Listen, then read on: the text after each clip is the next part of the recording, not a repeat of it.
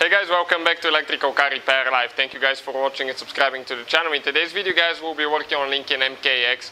And if you're a blower motor fan, this is the fan guys for the heater and the climate control, the air conditioner guys for the vents. If it doesn't work, that blower motor fan doesn't work guys, we'll show you which relay to check.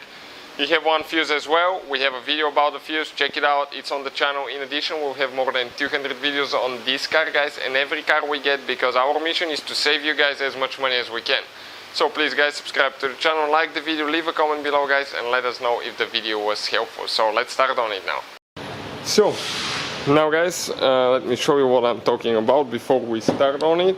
Okay, the blower motor fan that I'm talking about, okay, it's the one right here, the one that you adjust the speed and all that stuff and you get air through the vents. If it doesn't work, okay, we will explain, okay, which relay it is.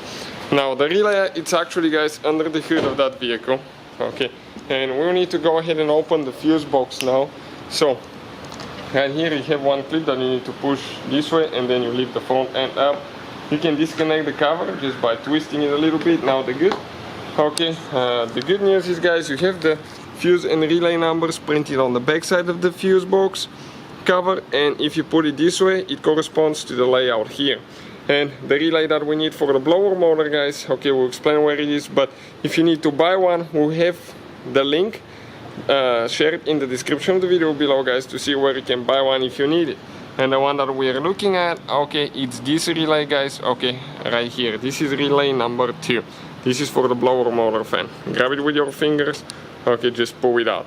Now, if you guys want to find out how to test one, we'll have the video on the channel to see how to test one. And after that, all you have to do now guys, okay, just go ahead and push it in and you'll be ready to go. So thank you for watching guys, please subscribe to the channel for more videos and see you guys next time.